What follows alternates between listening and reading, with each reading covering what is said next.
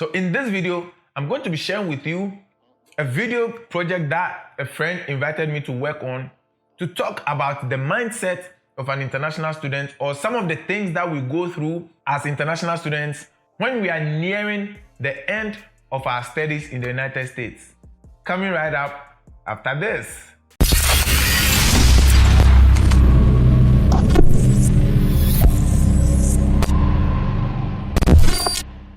What's happening, my beautiful people? Welcome back to another video on the channel. My name is Richard, and on this channel we provide you with tips, tricks, strategies to enhance your international student experience.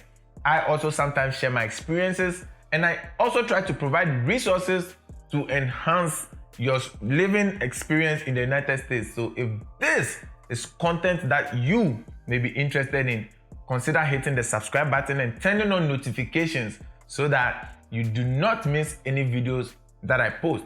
I try to post videos every week, even with my tight schedule. So sharing information with, the international student community is really important to me. I think we are doing a good job, and we'll continue providing those resources that we did not necessarily get when we first came here. Anyway, enough of the rant.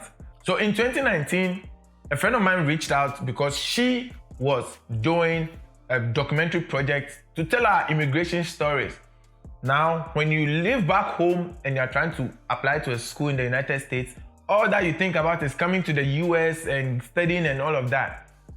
What most people don't really talk about is, what does life look like once you graduate from school in the United States? How difficult is it to stay in the United States legally once your studies is done? And this is a conversation that a lot of people don't really have because, one, it is mentally tiring, and two, it is a difficult conversation that a lot of people don't really want to come to terms with it. So in the video that I'm about to share with you, myself and two other international students were just talking about our thought process, and hopefully this video gives you an idea of the immigration constraints that comes with being an international student. This video is not meant to scare you, but it is just meant to give you the picture as it is. So sit back, relax, and enjoy this video. And don't forget to leave your comments in the comment section about anything that you found interesting or your thoughts about the video in general.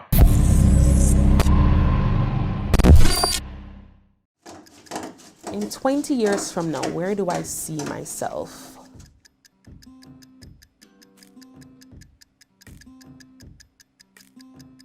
I envision working in a role that fuses teaching. Well, I don't think I'd like to teach full time.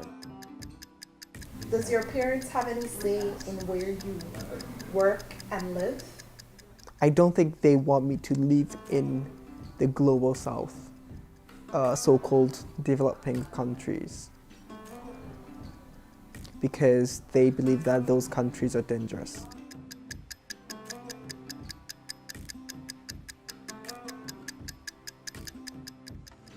In as much as I'm in Ohio University right now, I can choose to probably be here for like the rest of my life, but there's one thing that I've always told people: home is always home.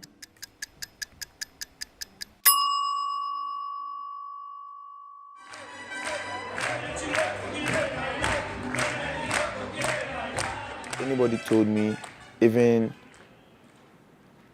mid-July 2017, that I wouldn't see the end of August in Ghana, I wouldn't have believed it.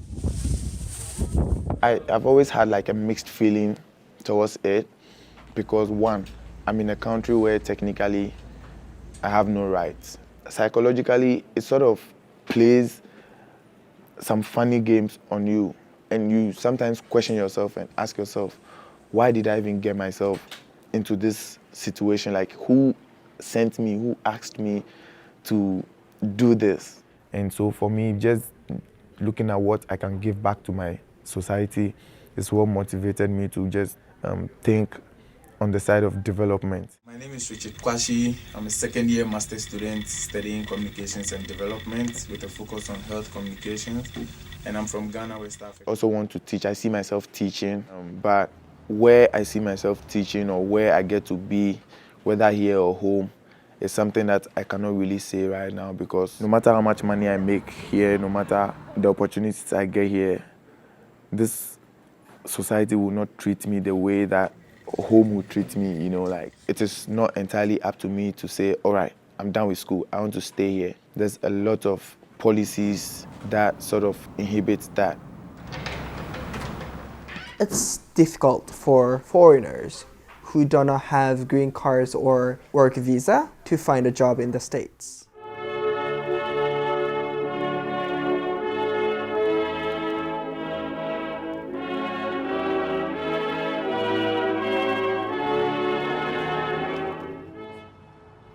Yeah, we have OPT, but it's just 1 year, and it does not make sure that you can get a job after the year.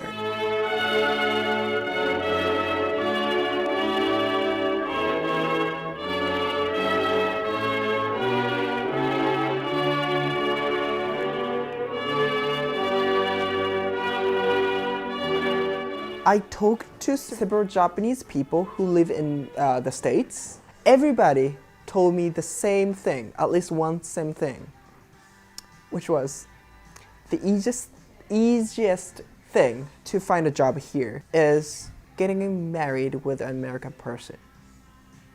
I did not consider that seriously because, I mean, I'm single right now, and I don't think I can find one within 1 year. So that's why I decided to go back to Japan. My mom was really sad, and still she is telling me that, hey Kay, why don't you go to PhD program, blah blah blah.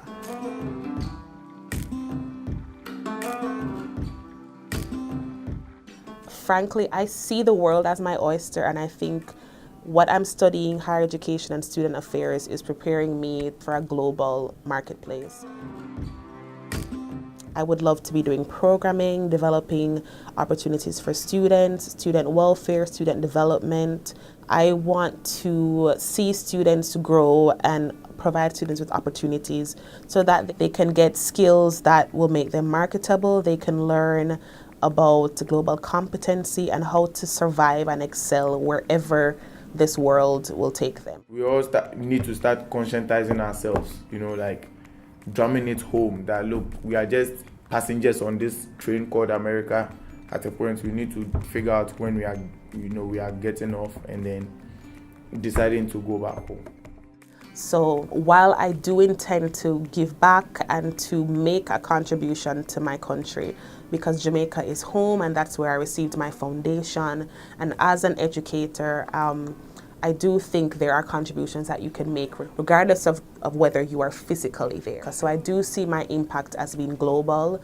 I work at the Global Leadership Center, so I intend to use that knowledge and use all of the experiential models, the new models of education, to transfer that to whatever context in which I'm placed.